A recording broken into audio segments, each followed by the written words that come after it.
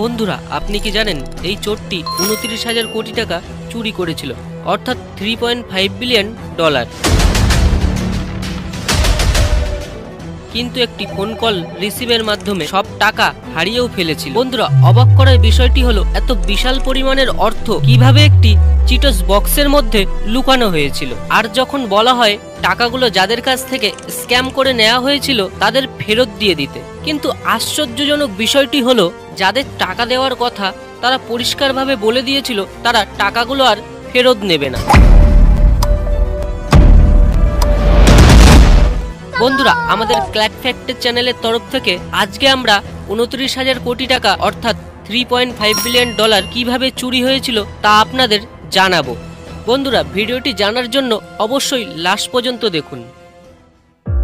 সময়টা ছিল 13ই সেপ্টেম্বর 2019 সাল। ইউএস এর একটি স্টেটের জর্জিয়ার একটি শহর এথেন্স। এখান থেকে একটি ছেলে যার নাম ছিল জিম্মি জং, যে কিনা 911-এ পুলিশের কাছে ফোন করেছিল এবং ছেলেটি পুলিশের কাছে বলেছিল তার উপর প্যানিক অ্যাটাক হচ্ছে, কেননা তার বাড়িতে $4 লক্ষ চুরি হয়ে গেছিল। জিম্মি জং এর বাড়িতে সিসিটিভি ক্যামেরাও দরজায় লাগানো ছিল, আর চোরটি সিসিটিভি ক্যামেরার সামনে দেখাও যাচ্ছিল। কিন্তু বন্ধুরা, চোরটি তার নিজের মুখে কালো পট্টি লাগিয়ে রেখেছিল। তারপর পুলিশদের এত বড় অর্থের চুরির কথা শুনে কিছুটা অদ্ভুত মনে হয়েছিল এবং কিছুক্ষণের মধ্যে পুলিশেরা তদন্ত শুরু করে দিয়েছিল চুরি কারা করেছে এবং যার বাড়ি তার ওপরেও। বন্ধুরা, জিম্মি জং খুব এনজয় করতেন বন্ধুদের সাথে, সে খুব ফালতু টাকা বন্ধুদের সাথে উড়াতেন। আর বন্ধুরা, জিম্মি জং এর প্রাইভেট একটি জেট প্লেন ছিল, সেখানে তার বন্ধুদের ফ্রিতেই সে ঘোরাতো।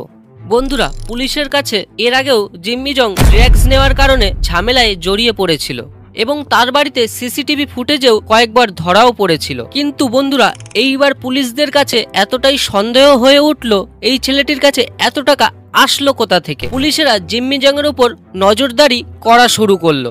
তারই মধ্যে জিম্মি জং একজন মহিলা তদন্তবিদকে হায়ার করলো, যে কিনা পুলিশের আগে চোরকে ধরতে পারে। কিন্তু বন্ধুরা, ওই প্রাইভেট তদন্তবিদ ভাবতে শুরু করেছিল যে একটা ছোট্ট বাচ্চার কাছে এত টাকা আসলো কি করে। বন্ধুরা, জিম্মি জং সবাইকে বলতেন সে একজন বিটকয়েন ট্রেডার। গত কয়েক বছর ধরে বিটকয়েনের বৃদ্ধি হওয়ার কারণে সবাই তাকে বিশ্বাস করেছিল। জিম্মি জং এর প্রাইভেট তদন্তবিদ জিম্মি জংকে বলেছিল যেই ছেলেটি তার বাড়িতে চুরি করেছে সে কিনা জিম্মি জংকে চেনে।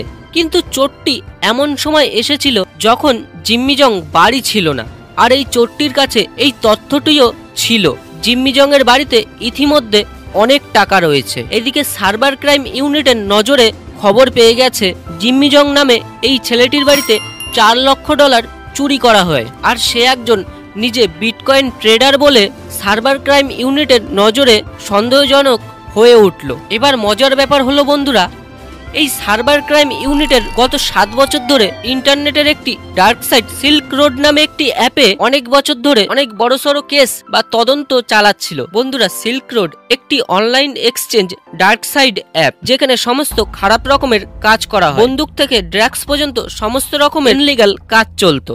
আর এটা ট্রানজাকশন বিটকয়েনের থেকেই করা হতো। 2012 সালে এই অ্যাপটা হ্যাক হয়ে গেছিল, আর কেজে এই ট্রেডার্সের 51,680 বিটকয়েন চুরি করে নিয়েছিল, কেননা এটি ইনলিগাল ডার্ক সাইট ছিল বলে কেউ আজ পর্যন্ত এটার উপর পুলিশের কাছে রিপোর্ট করেনি। তার সঙ্গে পরের বছরই ইনলিগাল সাইটের মালিককে পুলিশেরা ধরে নিয়েছিল, আর পুলিশেরা এই সাইটটাকে বন্ধ করে সব বিটকয়েন নিজেদের ক্ষমতায় নিয়ে নিয়েছিল। এরপর সিল্ক রোডের মালিককে ভালো করে তদন্ত করা হয়েছিল এবং 1,70,000 বিটকয়েন তার কাছে পাওয়া গিয়েছিল। কিন্তু বন্ধুরা, 51,680টা বিটকয়েন এখনো পর্যন্ত মিসিং ছিল, যেটা কিনা কোনো হ্যাকার চুরি করে নিয়েছিল। বন্ধুরা, পুলিশের FBI তদন্ত করে ভেবেছিল এই ডার্ক সাইড অ্যাপের মালিকের অন্য কোনো অ্যাকাউন্টে বিটকয়েন ট্রান্সফার করে দিয়েছিল, আর সে মিথ্যা কথা বলছে।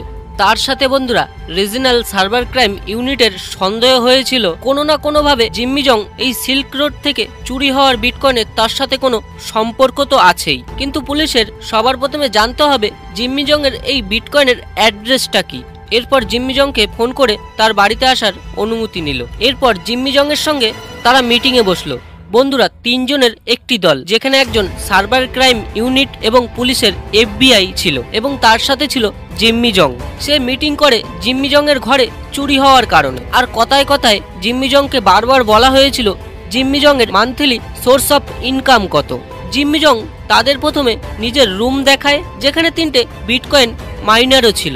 সার্ভার ইউনিট ক্রাইমের লোকটি প্রথমেই বুঝে গেছিল। এরপর সার্ভার ইউনিট ক্রাইমের লোকটি যে জিম্মি জং এর সাথে কথা বলতে বলতে তার কম্পিউটার থেকে বিটকয়েনের অ্যাড্রেস খুঁজে বার করে ফেলে। পরে এই অ্যাড্রেসটি সিল্ক রোডের কোডের সাথে ম্যাচ করে গিয়েছিল। সার্ভার ক্রাইম ইউনিট পুরোভাবে কনফার্ম হয়ে গেছিল যে জিম্মি জং এর সম্পর্ক এই ইনলিগাল সাইটের সাথে ছিল।